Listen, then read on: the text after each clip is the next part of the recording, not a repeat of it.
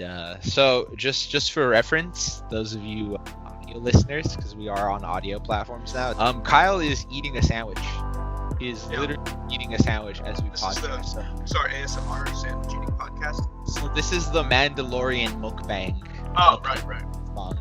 We should do that one day, like just sit here and just stuff our faces. That may not be the most appealing thing. By the way, I think you need to put your mic just a bit. Okay, how about that? There you go. That's good. That's very good. How am I supposed to eat my sandwich when I'm eating my mic? Well, I mean, you can pull the mic out just a pinch if you want, just a little. Oh, that's too far now. You messed it up. Well, that was about a minute into the podcast already. People, how are you doing this week? This is fun. This is good, actually. This is episode 2 of Project Podcast. I thought we were going with one word, just Project Podcast Hindsight. Oh, it is Podcast Hindsight. Wow. Wow, we don't even know our own thing. Anyways, Kyle, continue the intro. I'm going to be quiet now. Chris, how's your day going? How's your week going? I heard it was some big boy's birthday today. Or a couple days ago. Oh man, it was my birthday, November 25th. It was a pretty good time, man. I spent all day playing World of Warcraft. Then I made a pizza for dinner, and I had pumpkin pie with vanilla ice cream on top. And then I played a bunch of Among Us with some sus-ass people. Yeah, he was there. I can vouch for him. He was playing Among Us that night. Yeah. So that was a pretty good day. The day after was Thanksgiving. That was yesterday. And I ate a lot of food. My stomach is still feeling it a little bit. What about you? Did you have a festive Thanksgiving? Yeah, I ate a lot more than I usually eat. As he shoves a sandwich into his face. Which really isn't a lot, but we have some leftover honey baked ham, and I know that you're vegan, but you're missing out with this one. This is good stuff. And I love vegan food, but honey baked ham is something to behold. We see the difference is I'm vegan, so that's why I eat it. But you can still enjoy vegan food and not be vegan, dog. I know, true. I love it. It's an unknown fact, dude. It's. I remember the first time this dude ate vegan food with me, he was like, "Holy shit, this is good," because everyone has this vision in their head where they think all we really eat is salads and quinoa and brown rice. I don't have that vision anymore. I can say that once I was I ain't no rabbit, but now I'm dude, give me some of that buffalo cauliflower or whatever. That's actually his favorite dish. That's why that's the only one that came to mind. But that's some good shit right there. But yeah, it's been a good week. And then outside of that, just the usual business of just playing video games. And we are actually working on some stuff, which is cool. I called Kyle up with a good idea. He's recorded some of it. He also recorded this really dope rolling tutorial for when you roll a joint with a roller. So we're going to be getting that up soon. So those of you that partake in the devil's lettuce will have some tasty content coming from us. Yeah, I'll show you how to roll a little joint, and you can apply it to a big joint too. There we go. So come by, check it out. It's going to be a really great time. And you could leave it in the comments below just how bad I am doing. Oh man. I think it was a good job, but I think it was a pretty good job. It turned out pretty clean. Yeah, I don't know a lot about joint rolling, but anyways, that's just been a little recap. I hope you guys enjoyed that. We kind of want to do a little. I think most podcasts call it housekeeping or something. I don't know the term, but just give you guys a little bit of at the top of the podcast what's going on, because we are people that live lives, and maybe we can share those lives just a bit with y'all, But today we are going. I'm gonna make sure I have the actual actual chapter. So 13, I think. I'm gonna start by saying just the name alone of the chapter is gonna be a spoiler. Here's the rough part: is we need a clip for Instagram to upload and be come watch the podcast this week. Mm-hmm. But the problem is I would feel fucked up to make a spoiler Instagram post, but essentially it's hard to not talk about spoilers because first of all, this episode's called and yes. Yeah, well, I mean, we didn't have to say but we have now. Yeah, it's okay. And then we have So we should set things. Spoiler alerts. Well, no. This is for the this is for the Instagram promo, dog. Oh, well, we could say it again. No, we can just. It's all gonna be all bleeped out, man. Oh, I see. And I called you. I didn't realize you were doing this now. And I told you. I gave you the plan. You ruined the bit. So those of you guys listening to the podcast are also getting a little bit of fun background stuff going.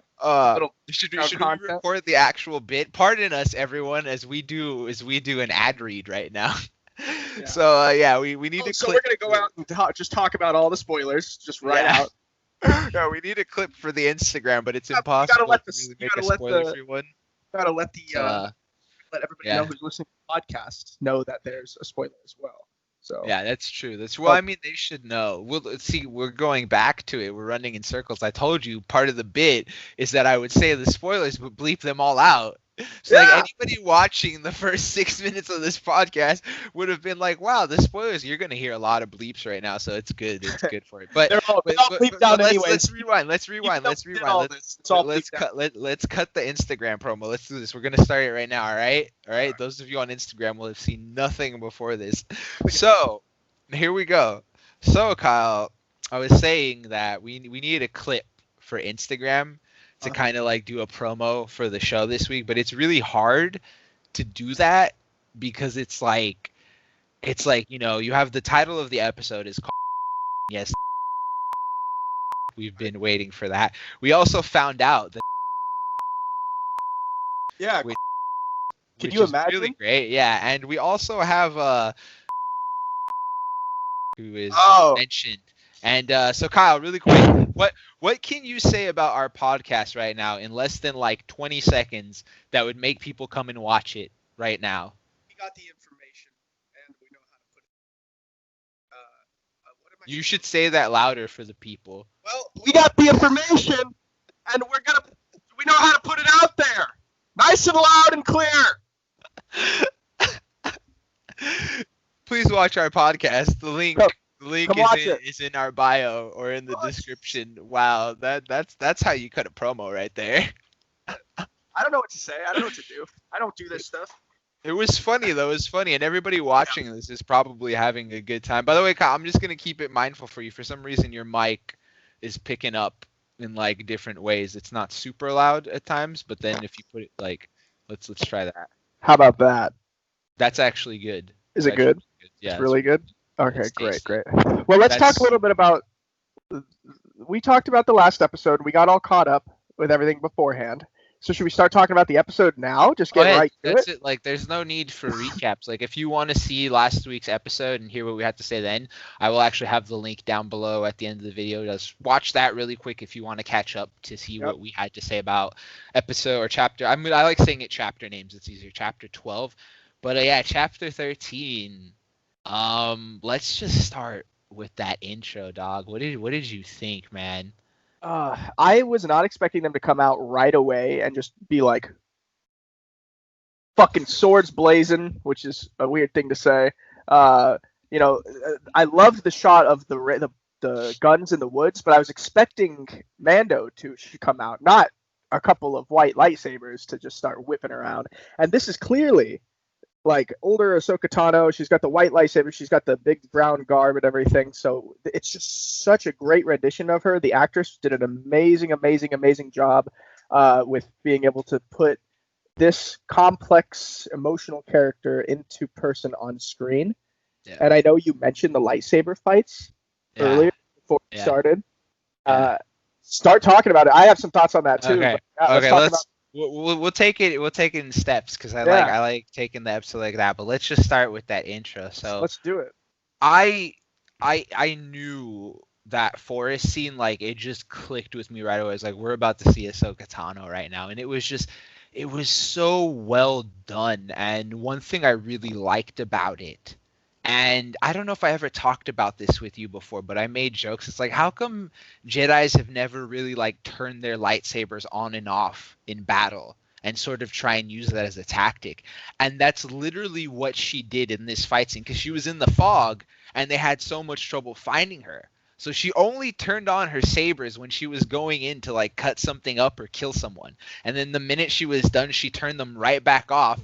And the dude kept trying to look. He's like, she's not coming up on sensors. So I thought that was a really, really cool tactic to see go down in there. But just, she destroyed the forest. She chopped trees down. She chopped dudes down. And it's just, man, that was jaw dropping. Then she shows up and I forgot. You can catch me on this one. I forgot the name of the woman, but she's just like, how many lives are worth the information that I have right now? Like, what is it worth? And that was just, man, that was an opener, dude. Yeah, that was an intense scene. Like, there was already some tension going on, and it's like, holy shit, like, where are we? What's happening? Now, this person that is kind of the cruel magistrate of this whole village, she is somebody who has gained power throughout the Empire by going and ravaging planets and things like that and taking them and all that stuff. Now the Empire's fallen, so this town that she has is not doing too hot. She's still in charge of it, but I can only imagine that she really doesn't have a whole lot of power in the galaxy anymore. You know, you would think, until later on, and we'll talk about later on what she mentions as well. So stay tuned for that. Leave it in the comments below if you guys already know what I'm talking about and who it is, and give us some more facts on it so we can check it out. Yeah, that was good, man. Let us know what you thought. Ahsoka Tano. Just start talking about her in the comments, because man, they did this right. So I believe after that we had the scene where Mando finally shows up on the planet. He's got the child who he's got the child. I don't want to say his name yet, but we finally have a name. But he's got the child. He brings him into town. He's just like, hey, I'm just here trying to get some business done. He obviously didn't say I'm looking for a Jedi, because that would be the dumbest thing to open your mouth and say. But he's walking around that town. Now we had a quick exchange about this, but I don't know who that older Asian guy was. But for some reason he looked familiar. Super familiar. Yeah.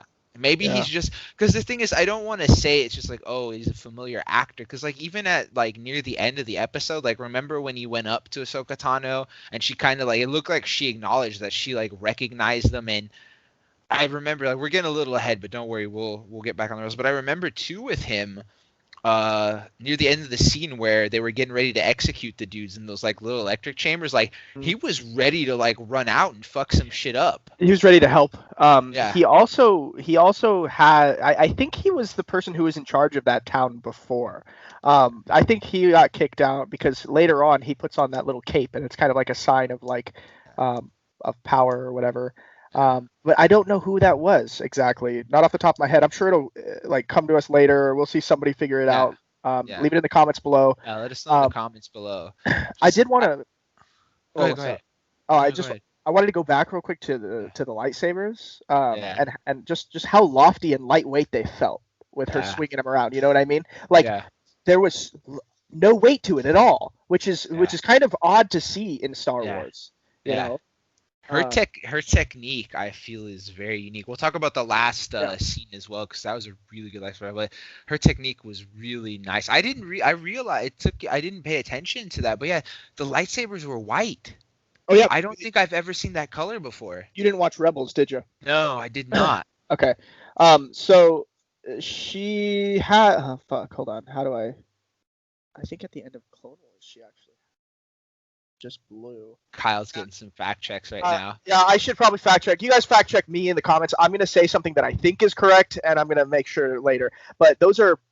I think that she got some crystals and purified them. Like I think what happened was like the Force is embedded in the crystal, and you interact with the crystal in one way or another. And a crystal can be corrupted and be turned red, but a red crystal that has been, I think it's a red crystal that has been turned back to the light side, becomes white, or just somebody who's pure with the Force or something, it turns white. I have no clue exactly, but she's the only person I've seen with white lightsabers.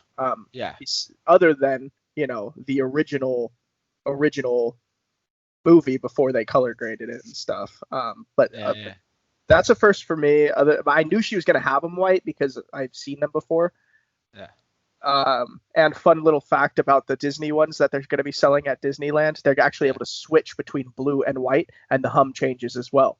Just a fun fact for those of you guys who are interested in that kind of thing whenever Disneyland opens back up. I got that information.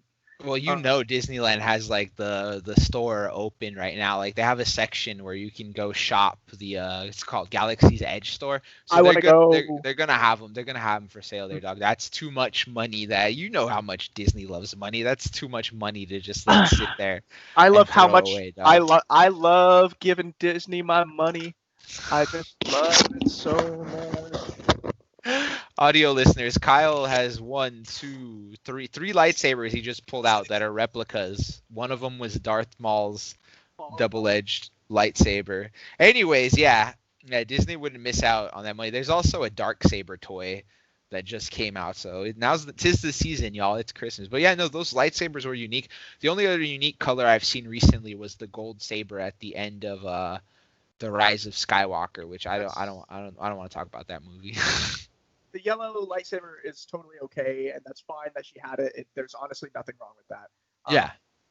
In my opinion. But we'll stay on task. I didn't write for this one because just how good it was. I got so entrapped by it, and I was gonna watch it twice.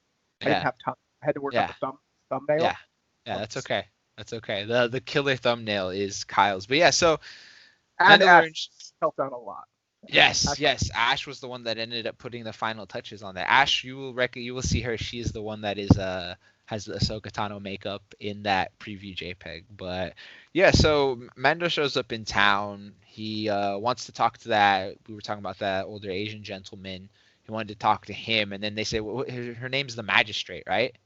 Well, I don't know. I don't remember exactly what her name is. I can look it up. But that's her title. Yeah, that was her title, the Magistrate. In the summary of the show, they call her cruel magistrate. Yeah. So he was just the robots. Were those robots, by the way? They were a different model of assassin droid. Okay, cool. They weren't IG units. They were something else. Okay, yeah. So they come through and they're just like, yeah, the Magistrate wants to see you. He meets up with her. Those were soldiers. Those were actual soldiers? Okay. So he meets up with her, and she mentions that she has a job that someone of him could do, and he mentions how his price is really, really high. And she brings out this spear made of pure Beskar. Is there any sort of significance to that spear? Like, has it ever been shown in anything before, or is it brand new? Beskar in general is extremely valuable to the Mandalorians. It is a steel that can withstand a lightsaber blade. Back in Star Wars history, the Jedi-Mandalorian wars, Mandalorians and Jedi are like sworn enemies for the longest time. They mentioned that a bit this episode. Yeah, and so their armor was one of the things that kept them alive, kept them safe against Jedi. So they're one of the few people to have it. They hoarded this shit. It's very, very valuable to them, and now it's just so much part of the cult that like all Beskar belongs to Mandalorians. Yeah. So you've got this big. That's a big hunk of steel that she had there. Yeah. Yeah, so. that was something. And she offers, she's just like, I need you to kill a Jedi, and I will give you this shiny spear right here. And obviously Mando said yes to that because who's he looking for? He's looking for Ahsoka, and this is his like lead to that. And they tell him where all the info is. And this is we saw a little bit of the child at the start, but now the focus really becomes the child. And I believe the scene starts like he just has the child sitting down. He finds her, and he's just like, yeah, Bo-Katan sent me. Like, I need to speak to you about something. And then she's like, I sure hope it's that. And then they cut to the child. And Kyle, what did we learn about the child after that moment right there? So again, big spoiler, but you guys you're this far in. You're this far. You're so far. It's okay. I was backing myself. I was learning who the lady was, the magistrate. Anyways, Grogu, little Grogu. Yeah. She was able to kind of communicate with him through the Force and kind of understand him to an extent. And she even mentioned that she knew not Baby Yoda. She even knew that she knew Master Yoda. And that was really cool that she mentioned that. Obviously, she knows him. She was trained by him. So it's like, I don't know. It's cool to know the baby's name, put a name to the face after all this time. And then really cute whenever you have all more of these father-son moments. And then she's like, you're like a father figure to him. And when he says Grogu's name, his response is like, well, did you just say? That was awesome. That was fun. That scene was great because we find out his name, but we sort of find out his origin, which all I know from remembering what she said, and you can let me know in the comments below, probably better, 'cause I'm still trying to make sure it's fresh on my mind, but she mentions that, hold on, I thought I heard something go on outside. My bad. I'm recording, by the way. This background hides the fact that I'm recording my kitchen, and I have a door next to me that's just a pinch open. And I thought I heard a car crash right now, but probably was not what it was. Fun fact, everyone. I'm not really chilling with Baby Yodes, or I should say Grogu. That's such a random side note. Anyways, we hear, so she starts to break it down like she knew about him, and essentially they mentioned like near the end of the Clone Wars, I forget how she worded it, but she's like, yeah, near at the end of the Clone Wars we hid him. And I'm just like, okay, so she's known about him. Who else has known about him at the end of the Clone Wars? Yeah. And most of all, like, how did he come to be right there? Because she mentioned she knew someone else of his species, which was Yoda. She kind of mentions how he was like born around then, but there's still a lot of vagueness behind it. Like we can pinpoint a time when he was born. We can pinpoint how, like, the era. We can pinpoint that Ahsoka knew him, but like who else knew him and how did he come to be? Like that's what I want to know. Well, there's a lot of different speculation around like him. Obviously, he's a Yoda species. We know about Yaddle. Yaddle died shortly after Anakin Skywalker in episode. Or no, she died helping Anakin Skywalker around episode 2. Right before episode 2, I believe. And then that's one of the only female Yoda species that's in the movies that we know about. Yoda is the male of the species. And the Jedi Code says you can't love or blah, blah, blah, but you can reproduce, actually, if you are the last of your species, and it's crucial for your species' survival. So it's very possible that this is actually Yoda's child, because 50 years ago. Now, this all is happening around, I think, now comments, tell me if I'm wrong, about 5 years after the death of Darth Vader, the fall of the Empire, and what remains here. So the people in charge are different people, and those people, again, we're going to talk about them later, somebody hid the child. Now, this says that Grogu lived in a Jedi temple on Coruscant. This is the Jedi temple that we all know on Coruscant, where he was trained by several masters. Several masters, we don't know who they are. During the Clone Wars, he stayed at the temple. When the Galactic Empire rose to power at the end of the Clone Wars, Grogu was hidden away and learned to conceal his powers to remain undetected. We don't know how he did it, but ultimately he's in the same situation as Cal Kestis was. He's one of those like Order 66 babies that got cast off and hidden. So whoever took him and hid him, we don't know. We don't know who his parents are. We don't know what his birth, but we know he's about 50 years old. And so he was probably around 20 years of training before being hidden. Well, no, let us know in the comments, but I don't think he's actually been trained. So this is good because this really connects to everything she mentioned. But she, like, Mando tells her, he's just like, yeah, I brought him. It's my job to bring him to you. And, you need to begin his training. And we had that really touching scene where, like, she's like, all right, let's try and do this. And she tries to give him the rock and have him give the rock back to her. Yeah. And he doesn't want to do it. He's already been trained. He's been not fully trained, but he's been trained by Jedi Masters already. So in that scene, yeah. So then she notices the like bond between the two of them, and she's just like, hey, why don't you try and get them? And he pulls out the little knob from the ship.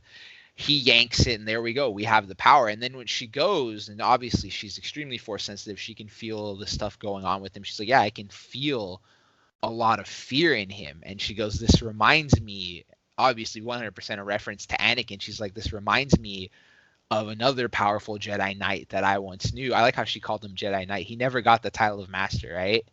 I don't know all the specifics of exactly how she said things. So yeah, I'm lucky. I'm kind of remembering, but she mentions, I remember, what happened to another one. She's like, I can't let him walk this path. I can't train him. So maybe you are right. It's just the way she worded it. She made it seem like he's never been trained before. But at the same time, she did ask. She's just like, does he still have his power? So actually, no, you might be right. She mentioned to him, like word for word, though, that he lived in a Jedi temple on Coruscant. That I remember, yeah. And he was trained by several masters during the Clone Wars. He stayed at the temple.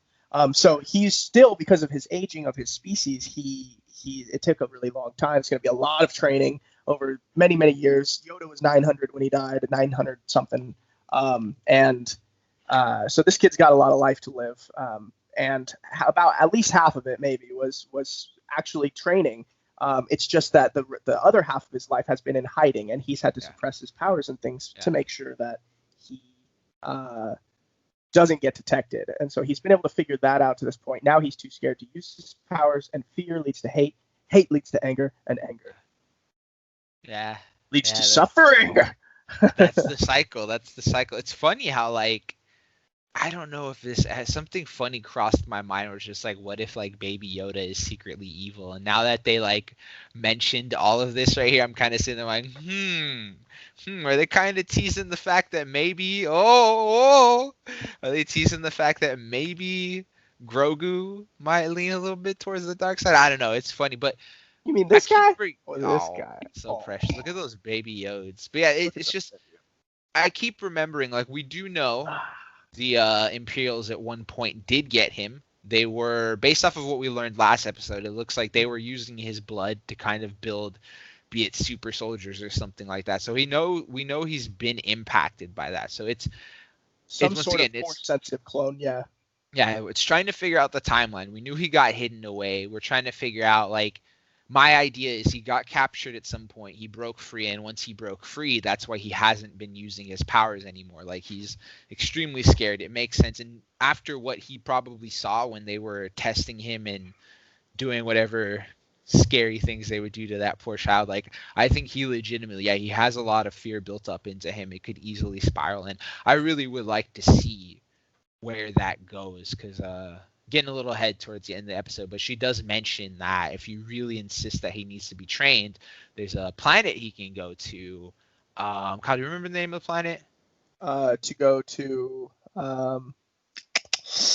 No, I should have taken notes this time too. It's okay. No, it's okay. Let us know in the comments. But she mentions, like, go to this planet. There's the remains of an ancient Jedi temple. You know, there's enough energy that he can feel it. And she mentions that he has to stand on this pedestal, and essentially, like, based off of what happens there, we'll see, like, you know, his calling, if he's willing to work with the Force or not. So there's a chance that he could still be trained, that he could still mess with Force powers more. I don't know, but the child has been such a mystery, and I think this is the first time now in the entire series where we're finally getting some pretty solid info on who he is and where he's from.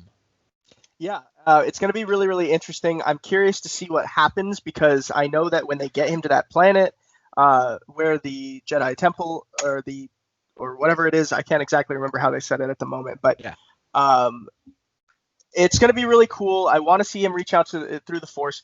See, I have a lot of theories about how they could even bring in, like, you know, more EU stuff. Like, we're starting to see a lot of extended universe stuff. I'm talking about possibly seeing more of potentially younger Luke Skywalker, Mara Jade Skywalker. I'm talking about Mara Jade Skywalker possibly being Rey's mother. I'm talking about, like, all kinds of stuff. And I want to say that you heard it here first, folks. Project Hindsight.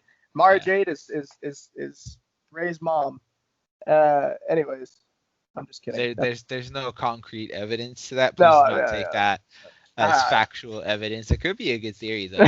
Okay, so I'm still trying to understand the timelines, but yes, we would. Oh, let me help we you with that. We wouldn't see a young. Well, because you mentioned a younger Luke Skywalker. We wouldn't see, because he was young in the first movies. We'd see, like, obviously, like, a middle-aged one at that point, because he's old as fuck in the newest trilogy. Yeah, we would see middle-aged, younger, not. We'd see a middle-aged Luke, like Sebastian Stan age or something along those lines. But, like, Return of the Jedi happened shortly before this one, about 5 years or so. Hello. So yeah, it is interesting. Where were we going with this? My God. No, we're just talking about the scene with Baby Yoda and Ahsoka Tano. Just because, like I said, there's a lot. Like, I know. Oh, there's so much. My mom making a guest appearance. Hello. Like, I know that we're man, I'm losing my train of thought. Yeah, we're pretty much going through Baby Yoda stuff, because that scene was big. We finally got a bit of we kind of got a bit of information on it, and yeah, we're trying to figure out what's going on over there. I lost my train of thought again because my mom said something. No, it's okay. It's okay. So, welcome to podcasting in interesting rooms and situations. But yeah, so that was a great scene.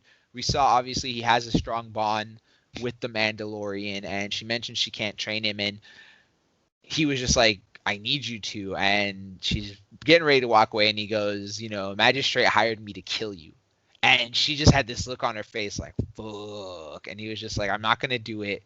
But, if I help you get into that town, do what you got to do with her, will you help me and make sure this child gets trained? And that's when we lead to what was like, man, what a scene, dude. What a fucking scene. Do you want to start, man? Oh, the fight scene in... Well, not just... No, because the lead up to that, dude. First they get into town, and she's just fucking shit up, dude. Oh, yeah. When they first get there, I think cutting the bell in half, that big bell tower thing in half, was one of my favorite scenes when it rolls off. Again, it shows just how lightweight those lightsabers are. It's so true to Ahsoka Tano's lightsaber style, the way she's so fluid with it and the way it's so light and, just rapid. And it felt lofty, and it felt difficult to really, really want to accept because there was no other lightsaber clashing. But once she got that Beskar steel thing out, man, that was when, the clashing happens, and that's when lightsaber battles are like, oh, yeah. Yeah, so, it's like, so whoa. It was a lightsaber battle with one person with lightsabers. So that was cool. All of the shooting was cool. The Western standoff, just to accentuate the Western standoff thing that went on between the right-hand man. Damn, it was just so good, dude. And if you guys haven't seen this yet, please go back, watch it. If you're somebody who just likes to watch these just to get a recap, go back and watch the scenes. There's so much artistry in it. Yeah, I like that. We have the focus obviously was Ahsoka the whole time. She's tearing things up. She's just fucking ripping and railing, and finally, you have that sequence where I believe she's about to get cornered and everything, and then Mando finally showed up. I almost forgot. By the way, can we talk about how much a G she was when she showed up and she threw the shoulder plate of Mando? She's like, I got him, dude. Like, the Mandalorian you sent, I dusted that fool. Now, I didn't see whether or not when Mando came into the scene if he had his shoulder armor back on. Yeah, dude, I can't tell. I didn't go back to look. I didn't go back to look, but I'm gonna have to. I was like, when did he pick it up? Because he's coming back for that. Yeah, dude, that's a hefty piece of Beskar right there, bro. Yeah, sure is. I like how she just came in like a badass. Like, it's really cool because at this point there's not. She even mentions it near the end of the episode. She's like, "There's not many Jedi left." Order 66 happened, and I believe this. Once again, this is all just because we're trying to figure out time. But obviously, Luke Skywalker does at one point finally find Jedi that he has to train, that he ends up slaughtering, because why is that's such a terrible cycle, dude? Like that's how you fix the problem. Like, the problem is like, well, we got one corrupted child, so you know what? Might as well fucking kill them all. Yeah. Now, you have to ask, why was he on this planet? Why was Ahsoka on this planet? Why were they all here in the first place? And that brings us to something that happens shortly after this little battle that happens here on the planet. We want to get, because you're like jumping, dog. How far am I jumping? We're still talking about the battle. We're still talking about this scene, dog. I need to talk about that standoff myself. Oh, go for it. At least another 40 minutes. But no, it's my bad, dude. We're getting all over the place because I talked about slaughtering fucking younglings. But going back to that scene, man, we have the standoff. I really fucking loved that standoff. But what was great about it was the show was trying to show us right there, like, hey, the Mandalorian's still here, but this episode is about Ahsoka Tano. Like, this is about her. Because my favorite clip was he's like having the stand down. He's like talking to him, and you still hear the fight going on in the background. Like, it was so well done. It's not like they're happening at separate times. You're throwing us off. Like, you still hear the fight actively going on in the background. And then near the end of it, like, it's like, oh, I think you won. Like, I was just like, this fucker's still not gonna turn out. He sets the gun down, man. Like, pew, pew, pew. Like that was some Western shit right there, which was really cool. And So let's talk about the fight, dog. That's why you have some more thoughts about the fight. I didn't want you to dodge that, but we have the showdown between Beskar's spear and these two magnificent lightsabers, dog. Well, go for it, man. Just do it. Talk about it, man. Okay, well, there's a lot going on in this scene. You have somebody who fights with a spear style and somebody who's fighting with two lightsabers, which is a specific type of lightsaber combat and all that stuff. If you like to get into all that garbage, it's not garbage, it's cool stuff. But the combination of the weapons that are being used, for me, creates a really, really cool fight, especially in certain scenes where she kind of comes whipping down with it and she stops it with two lightsabers, and you can see that there's a lot of it's hard for me to explain to people who don't really know a lot about like Beskar and what Mandalorian steel and stuff is, but it is completely lightsaber proof, and you might as well just be swinging around a lightsaber, except that it doesn't cut through things like lightsaber. It's just a type of steel. So the fact that you see this, like, I don't know, just a piece of steel being held, like holding down two lightsabers. This woman is a stunt woman, this actress, and she did a fantastic job making it feel like some like old, like just a really good fight scene. I don't have too much more to say other than just both of them did such a great job with the styles they were given to use. Yeah. And staying true to the characters. This is a new character for me, this woman. Her name is Morgan Elsbar. What is it? Yeah, Morgan Elsbeth. Yeah. And yeah, man. And the right-hand man, the guy that he was facing off with, his name is Lang. Yeah. And he's the guy. He's the guy he was facing off with. I don't know, man. I don't know what else to say. There's you have to watch it. Yeah, no, I'll get into it a little bit. But what I loved about this lightsaber fight was just, I don't know if we've had many lightsaber fights like that. I would say, and you can correct me if I'm wrong, but because I don't want to mention the 3 new movies because they're all over the place. This isn't me saying they're bad or good, but I don't feel like we've had really great lightsaber sequences in it. The only memorable lightsaber sequence I remember from the 3 new trilogies was in the last, what's that fucking middle one called? The first one's called The Force Awakens. The third one's called The Rise of Skywalker. Why do I always forget the name? Because it's not The Last Jedi, is it? No. The Force Awakens. No, The Force Awakens. What is it? No. Let's find out right now. All right, let's just Google new Star Wars. I bet you the hardcore fans are laughing at us right now. Yeah, what the hell? I mean, I should know this, but I don't care.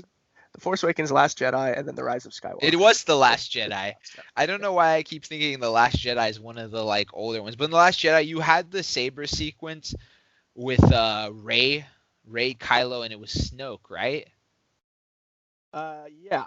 Yeah, so I remember that sequence very well. I thought that was really cool, but for the most part, like, there hasn't been a lot of great lightsaber fights. Like, some people would like to debate that the greatest lightsaber fight we've had in modern Star Wars was the one, and it was short. I remember you telling me about this, was the one between Obi-Wan and Darth Maul.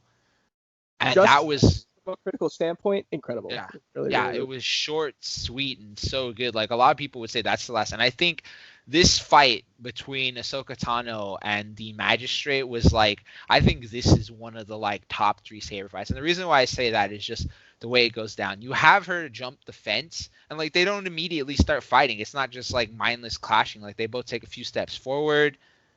You know, Ahsoka nods, and I was just like, oh shit, dude, this is like a quote unquote honorable start of the fight. And then they both take their like cloaks off.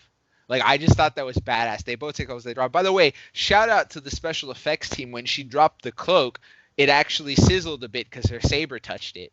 Nice. I thought that was a nice touch, because like, obviously you have some people visually be like, well, how does the cloak not burn when it's with saber? They like did that little touch, which is nice. But you have that. They kind of stand off. Then she gets in her fighting stance with the spear. Ahsoka gets in her fighting stance with sabers, and then they clash.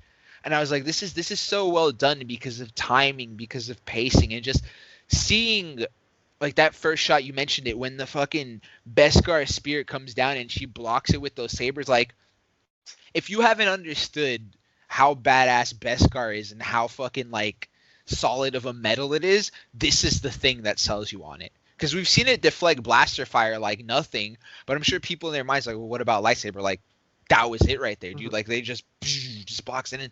They just go at it, and I love the transitions when, like, they flip. What I mentioned earlier, they flip back to Mando and the right-hand man, and they're talking, and you still hear the sequence going on in the background. Then they flip back in, and they cut it. It was well done. And my favorite part, though, was when she gets the saber knocked out of her hand, and she still goes toe-to-toe with just one saber. Like, she steps back, she switches her stance, and they go at it, and it's just – I was thinking about that for sure because you mentioned how lightweight, how fluid her sabers are. And in my mind right away when she lost one saber, I was like, oh, shit, is she going to be able to go toe-to-toe with that spear with one saber? And she does it, dude. And she just finishes the fight off. And once again, like, there was no going in for the kill. Like, she stopped it right before it was happening and ended, like, the way it needed to end. And, man, that was a fucking well-done lightsaber sequence, dude. I wouldn't even call that one a lightsaber sequence, only because it was more of just a weapons sequence. I loved it, and I think it was in my opinion one of the better scenes because of the gravity that it gives to like just how powerful that steel is. It's like fairly underplayed. It's just seems valuable, and now it's a very powerful thing to have. That's why it's so valuable, and now we kind of have a reason why. So it is interesting that was what they decided to go with. And now, why didn't she kill him?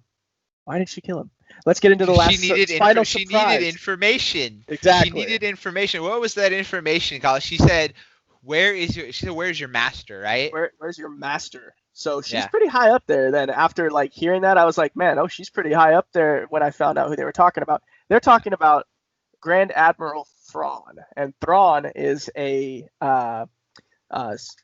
Chiss species, blue. He's blue, and that actually would explain why Chris is blue and in the background and all in the thumbnail.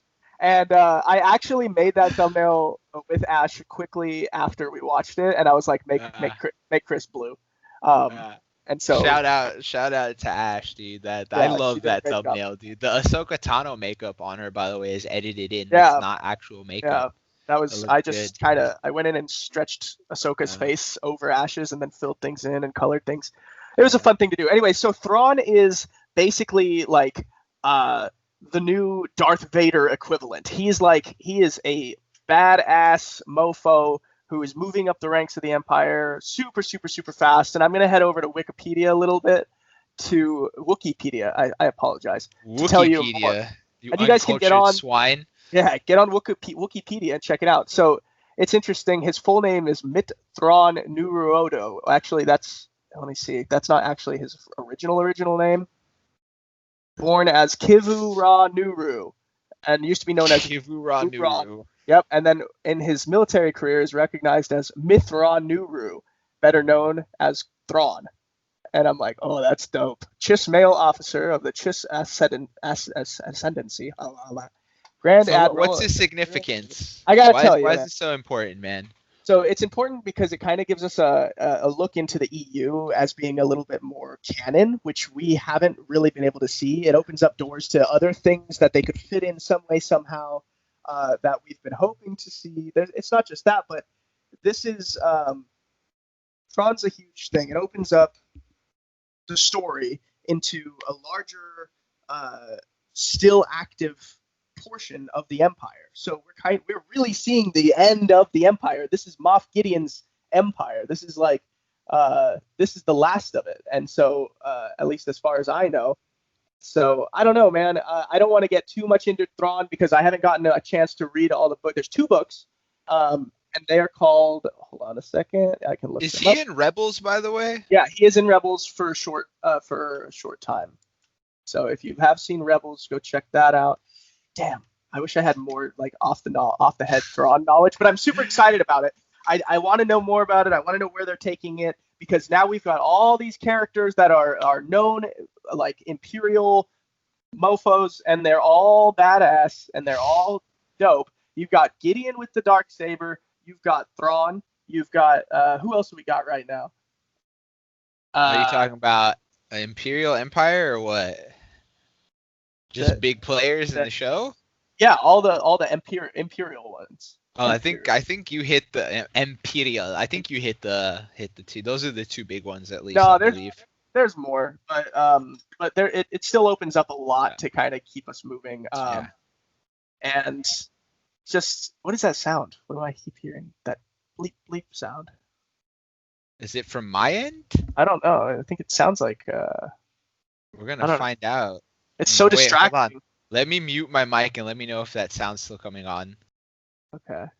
Yeah, it's so distracting. I mean, it's not happening all the time. It just happens every once in a while. So. I was muted. Were you still hearing the bleep bleep while I was muted? I just heard it a second ago. Oh, shit. It's like boop. All right. Well, point. All right. Well, hopefully. Oh wait. Is it this? Oh wait, no. No. Is it that? No. That's Facebook. You might be getting text though on your computer or something. It might be Discord actually. You learn some. But anyways, I just want to take a quick moment because I made. Let's get back on track. I made a post on Facebook. It was a non-spoiler post. I was like, man, it's such a great episode. And it's like, P.S. no spoilers in the comments. So people left fake spoilers, which was great. I just want to read two of them out really quick. Sure. Kurt Bros, shout out to him. He wrote, I can't believe the Watto sex scene was so graphic. That is definitely not Disney Plus friendly, but yeah. And then my boy Armando Olivas said that time jump to Baby Yoda's college graduation was wild. Don't know about that communications degree though. I love fake spoilers, dude. Yeah, every once in a while, someone will read something like that and be like, "Wait, why'd you spoil it?" But yeah, so going back to episode, I think we've hit most of the bases. But yeah, you had the showdown, you had the fight scene, you had the mention of Thrawn. And then just at the end, there was the celebration where we saw the guy get the jag back. I believe that probably is his talent. I feel like maybe there's more to him, but we'll find out as time passes. This might not be the last we see of Ahsoka Tano as well. We're going to find out what's going on. I hope not either because that was great. But, then she... Look, I'm excited. Yeah. Then I just want to mention the end that I almost cried when I thought he was going to have to give up Grogu to Ahsoka. Like, I sat there and it's like my eyes started watering. He's like, all right, buddy, it's time to go. I'm like, please no. Yeah. Please no. I didn't think it was going to happen. Yeah. I was hoping she'd come with, but, man, the amount of... I would just write her out of some of the episodes from a director's standpoint, just Ahsoka, just so that I didn't have to do all the makeup and stuff on her every single time. Because that's a lot of work. Yeah. But, damn, dude. So... yeah, that was a good episode. Let us know theories in the comments below. I don't really have too many right now because I feel like this episode just... the only thing that I know is going to happen... now, there's still so much going on. We'll mention the last couple of things after this like final recap thoughts thing, but there's a lot going on. I can't really spin any theories anymore. We just know that Thrawn was mentioned. We'll probably see him. Who knows? We know where Mando is headed, and I don't know if he's going to make it by the end of this season, or maybe he still has a tracker on his ship. Yeah, he still has that tracker. Ship. So, oh man, and he just landed on that planet. Who knows? Oh man. See, I thought when they were on Corvus, I thought they were gonna find Ahsoka, dude. I thought they were gonna find Baby Yoda in the ship when he went back to go get the baby after the fight. Yeah. He's like, oh, I left him in the ship. I thought they were gonna go and. Like, they keep on throwing hardballs at us because you're like, oh, there's a tracker on the ship. That's got in the back of my mind. But then he comes back, Baby Yoda's just fine, just sleeping there all peacefully. And it's like, okay, so when is that going to hit us now? Because that's going to linger for another week. Yeah. I think it's all we know is that the biggest destination now, and there's 3 or 4 episodes left in the season, but we know where he's headed. Obviously, they like to draw things out. We thought we were going to see Ahsoka 2 episodes ago, and we finally did here. But the payoff was worth it. It was more than just, like my thoughts were they were going to tease her this week, and then finally next week we'd see a lot of her. But no, once they landed on the planet, like boom, she just came in hard. So I thought that was great. We know where Mando said. I keep repeating myself with that. I'm sorry, but yeah, we know where he's headed, and there's a chance Moff Gideon might find him on the way there. Once again, Moff Gideon is still out there. He's got his Darksaber. There's a lot of references to the battle between Jedis and Mandalorians and Mandalore. And that saber was built by a Mandalorian Jedi, I believe. I believe you are correct. Yeah, it was built by a Mandalorian Jedi, so I just keep seeing a lot of references and talk about Mandalorians versus Jedis, and I know the woman holding the Beskar spear wasn't a Mandalorian, but even that battle crossed in my mind, making me think a lot about Mandalorians versus Jedi. So I don't know if we might see a little something like that going on, but yeah, there's just to put it in perspective. Go ahead. Go for it. No, go for it. Yeah. Do it. Go! Just to put it into perspective. So it's really cool how we're kind of getting things unfolding here because of, like, everybody likes the Mandalorian stuff. You see people walking around with, like, Mandalorian crests and Mandalorian stuff on their tattoos, Mandalorian on their cars, Mandalorian this, Mandalorian that. Those who know, they know. But getting deeper into it for people who don't really know, who haven't looked into the lore of things, would know, because, okay, for example, Pre Vizsla was the guy who had the lightsaber. He was, I believe, a descendant of Tar Vizsla, who actually created the dark saber. He was the first Mandalorian Jedi, right, in the Jedi Council. And I'm gonna look into it now because I'm wondering if maybe it's made with Beskar steel. Like, can the handle not be destroyed either? Is that why it's 1,000 years old and still around? The Darksaber has a lot of fucking lore behind it, dude. Yeah, bringing in, Jedi and Mandalorian and making that revolve around this series is gonna keep this thing going. It's gonna keep it interesting.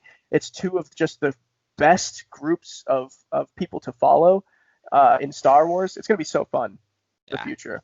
Going into the Darksaber one last time, we know it belonged to Bo-Katan because when she showed up in that ship, she mentioned, she's like, where's my Darksaber? So I want to know how it traded hands between the two of them. I want to know, like, maybe it happened in Clone Wars, how she got her hands on it. But there's a lot to that Darksaber, and I'm sure we're going to see something big about it. And that's the thing. That's one big thing they've teased, and we haven't seen too much more about it yet. So I want to know. And the last thing, dude, and they are doing a good job trying to make us forget about this dude, but Boba Fett. Mm-hmm. At the end of the first episode, but I'm certain it's Boba Fett. I know we still tease at the idea maybe it's another clone, but either way, he's got scars and burns on his face, like from acid, like inside of the pit of a fucking Sarlacc. Yeah. I think that's Boba Fett, and I want to know, like, when's he showing up? When are we finally gonna get that? Because they've been doing a good game of making us forget that, dude. Yeah. So nothing's gonna happen. But that's this week's Mandalorian. We got a little all over the place, but we had fun with it. It was a good podcast, man. But yeah, let us know what you thought about this week's episode of the Mandalorian theories, anything of that nature. Like, we welcome it. We want to hear it. It'll be really awesome. We had some good comments last week, so always welcome that coming in this week. But yeah, Kyle, any closing thoughts, final thoughts? No, I'm going to write a little bit more notes next week to keep us on the track a little bit better, and so that we kind of have a route. But this was fun to talk about, and honestly, this was such a good episode. I really, really wish that we had more information on it. I should have watched it again and again, and I'm just going to watch it again after this so that I can go back to the comments and correct myself later. Yeah. Dog, it's all for fun. At the end of the day, I know. We're not trying to be super califragilistic, expialidocious experts of Star Wars. I'm not trying to be, but I don't want to sound ignorant either. I don't care if I sound ignorant. I'm a Star Wars casual, dude. Like, I like Star Wars. I've seen the main movies. I'm gonna see Clone Wars now, obviously, after everything that's happened. But, like, I'm not drastically, like, immersed in the lore or the universe. Like, for me, I honestly think the only stuff, like, there's a few video game series that I'm that deep into the lore, but not too many movies. But yeah, that's been this week's episode, y'all. Hope you enjoyed it. We'll be back next week, same time. That's the routine, the schedule we wanted to have. I hope, as of saying this, I don't jinx myself, but 5 p.m. Pacific Standard Time is when this should have gone up. And last week was first time editing and uploading to the new channel, so it was a process. Yeah. It was a process. Can I leave you guys with a thought? Do it. It's interesting that ever since the beginning of the Mandalorian series, he's been acquiring bits of Beskar as we go, and as we're going, he's getting more and more and more. He's like building his arsenal, and we're kind of waiting for that 100% Beskar steel lightsaber to show up, to be claimed by a Mandalorian, a true Mandalorian. Love to see. Did you guys like to see the Mandalorian holding the lightsaber? Think about that for a little while. Wouldn't that be sick? The Darksaber? Oh man, random final thought that I want to throw out there, because Bo-Katan and Mando almost had beef. Like, what if Mando gets the Darksaber and then she's like, all right, I'm here to claim it, and he's just like, no way, it's my saber now. We'll see what happens. That would be some funny stuff. All right, everyone, thank you for tuning in. We appreciate y'all. Hit the like button, subscribe, make sure to turn the bells on for notifications. That way, in case we are running behind, you'll know exactly when the episode goes up. And yeah, that's pretty much it, y'all. Have a good week. Thank you for watching. Yeah, may the force be with you. And with you. And also with you. And with you. And with you. And with you. And with you. And you. And you. And you. And you. Thank you.